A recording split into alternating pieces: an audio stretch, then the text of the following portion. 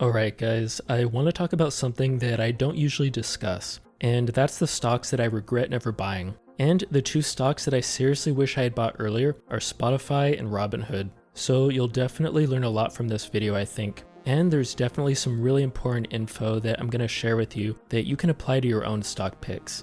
And I'm also going to share probably the most important thing that you're curious about, which is, are these stocks still a buy? And if they are, how would you know when to start a position after their huge run-ups? Alright, so back at the time, I was getting heavy into Tesla and Palantir because I believed that that's where the most upside would be. And to be totally fair, those turned out really great for me. But when it came to Spotify and Robinhood, it's not like I didn't know that these companies were public. In fact, I remember looking at Spotify in early 2023 when it had been beaten down, and I still chose not to buy it. Same with Robinhood, it had been beaten down to a $10 stock, and it was trading that way for years, and still I chose not to buy. And in hindsight, I overlooked something really important, because I actually use Spotify and Robinhood just about every single day, and I love their products. I literally pay for Spotify Premium every month without thinking about it, and I invest on Robinhood's app weekly.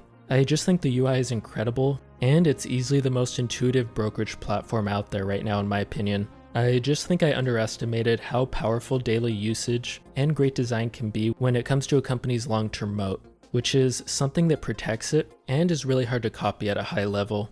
And honestly, I think a lot of people tend to overlook this.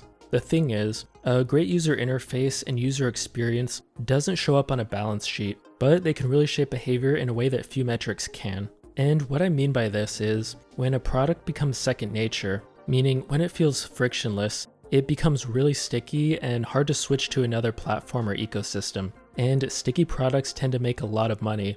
I remember the first time I used Spotify's mobile app. It just worked and was exactly what I wanted. It felt premium. And the same with Robinhood, with the mobile-first layout, the way it gamified long-term investing, which you can feel free to argue if that's actually a good thing, but ultimately, it worked. Whether people like it or not, Robinhood definitely changed the investing game. And if we zoom out, the companies that get user interface right, Spotify, Robinhood, and even Apple, they end up creating baseline expectations for the entire industries. So let's look at Spotify first. They saw where things were headed. People didn't necessarily want to own music. What they really wanted was access to it, instantly and anywhere. And just like Uber bet that people would be willing to get into the car of a stranger through an app, Spotify bet that people were willing to pay monthly for convenience. And that bet ended up playing out in a massive way, because Spotify redefined how the world consumed music. And now, they're expanding into video podcasts and audiobooks. They're squeezing even more value out of that subscription, while also experimenting with new pricing tiers. Now let's talk about Robinhood. Their innovation was nothing short of insane. No commissions, real-time trading, and a beautiful app.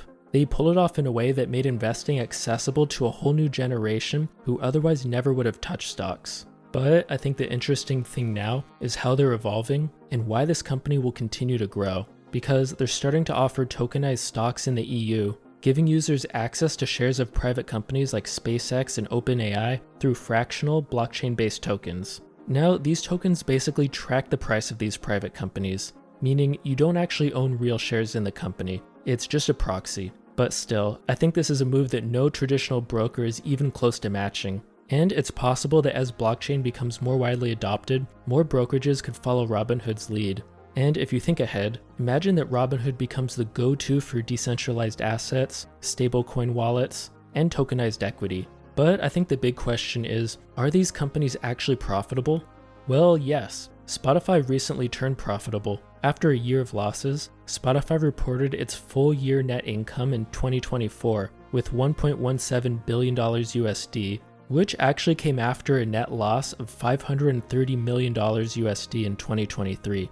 And Robinhood's numbers surprised me too. They're profitable now, their margins are climbing, and their operating margin sits at around 40% or so, which is honestly insane for a brokerage like them. Looking forward though, Spotify and Robinhood are playing long games in industries that are being reshaped in real time. Spotify's edge might come from smart integrations, like AI-generated playlists or immersive podcasting. And Robinhood might keep pulling away from traditional brokers by embracing stablecoins, tokenized equities, and maybe even its own blockchain infrastructure. The tech's evolving fast, and these companies are positioned to move extremely quickly. And I think that speed and that willingness to experiment and ship new products is exactly what I love. So should you buy these stocks right now? Honestly, their stocks have climbed significantly.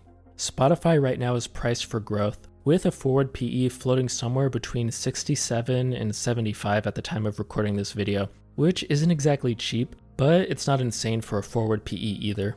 Meanwhile, with Robinhood, their forward PE is around 70 as well, so again, not really cheap. But for me personally, I would love to have these in my portfolio. But for now, I'm gonna sit and wait a bit until the prices come down. I think it'd be nice to see at least a double-digit percentage correction before I'd consider adding these right now. So yeah, I don't really think the story's over for these companies. They are companies that built sticky, user-first ecosystems, and now they're monetizing even more attention. They have incredible optionality, and they've got the infrastructure in place to scale. So always remember it's good to not rush these kinds of things. A high-growth portfolio isn't about owning everything. It's about owning the right things for the right reasons. So I'm definitely considering adding these to my portfolio once the stock prices come down a bit more. And honestly, if this kind of a breakdown is helping you rethink how you can structure your own investments, stick around to watch this video next, where I go over 3 things that are absolutely crucial when it comes to picking stocks for high-growth investing. Anyway, thanks for watching, and I'll catch you next time.